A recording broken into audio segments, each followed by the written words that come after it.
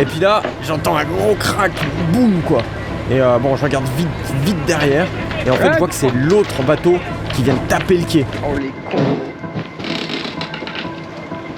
C'est là quand même qu'il y a un gros stress parce que je me dis, si le mât il tombe, je tombe avec quoi. Et je peux rien faire. Ed, prends un pare-batte.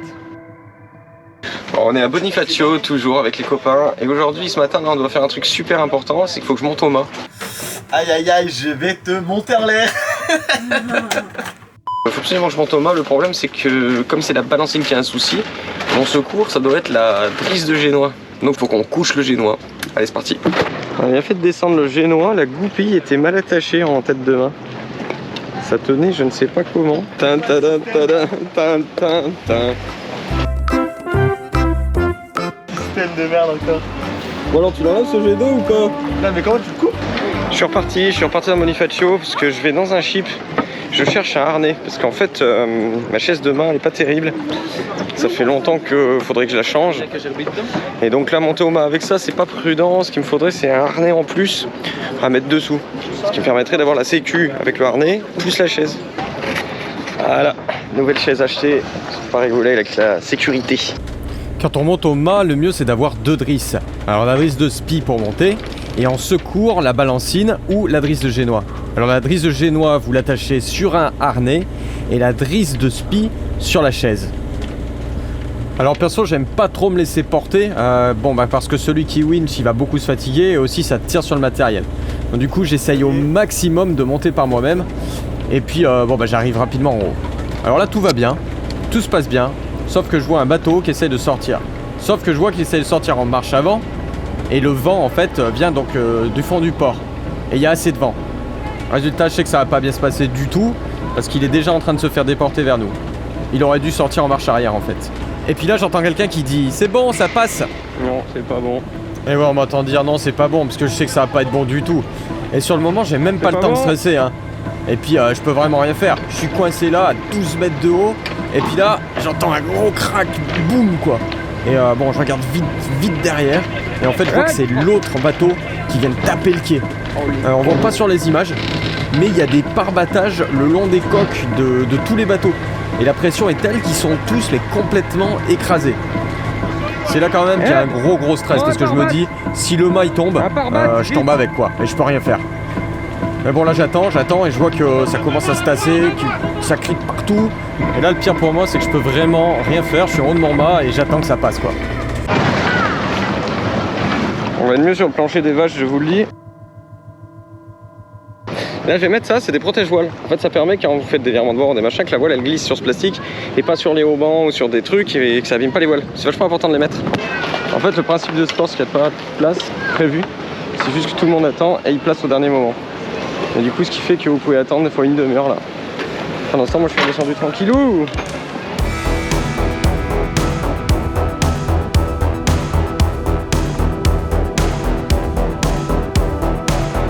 À peine arrivé, c'est la gîte. Déjà la gîte. À peine sorti qu'on met les voiles.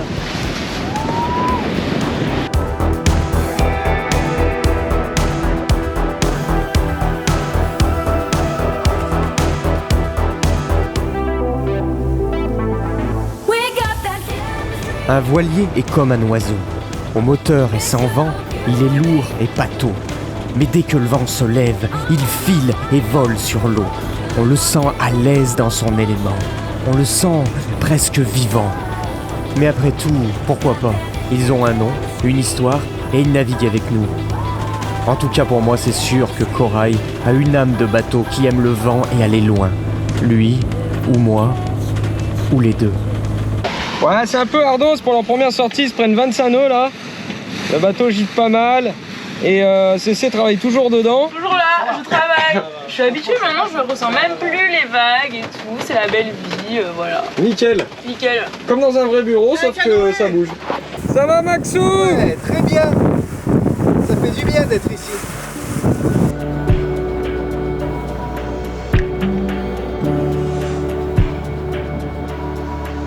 À la tienne, Ed.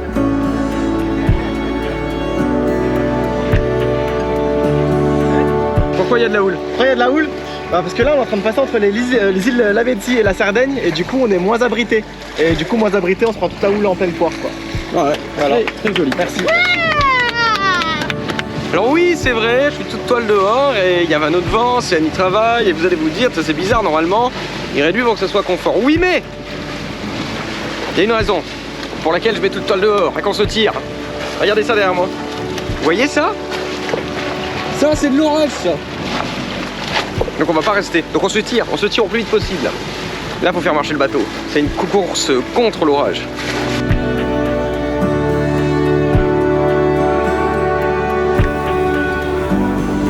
Monsieur, faites semblant de m'ignorer, ouais, c'est ça, ouais, c'est ça, ouais. Il veut pas mettre le moteur. Même avec un orage. Regardez ce que fait la voile. Bonsoir, bonsoir, bonsoir. Vous ne savez pas la première? C'est Annie, écoutez ce qu'elle écoute, les One Direction. On va pas le mettre de toute façon sur YouTube. On va pas le mettre.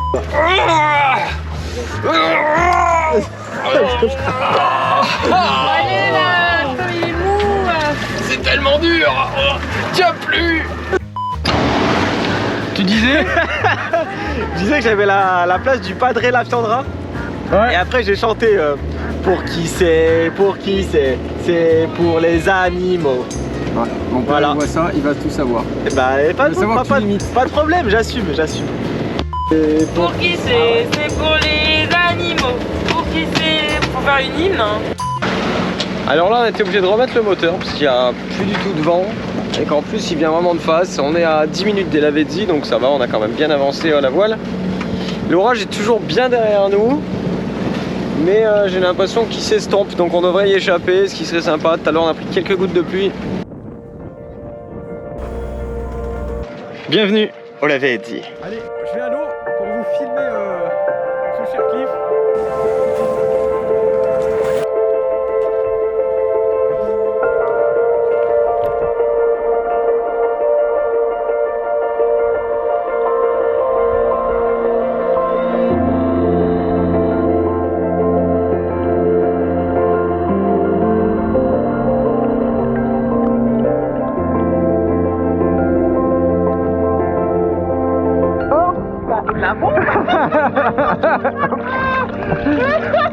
alors tu sais qu'en plus, tu vois les vélos. J'adore nager, mais être sous l'eau avec ce petit sous-marin donne l'impression d'être un poisson. Pas de mouvement parasite, on glisse sous l'eau. Et comme on ne dépense pas d'énergie, on peut rester longtemps en apnée. Et même les poissons paraissent surpris de nous voir là. Bref, c'est génial. Et oui, c'est sous ce magnifique coucher de soleil qu'on repart. On repart de ces magnifiques îles Lavezzi vers la Maddalena.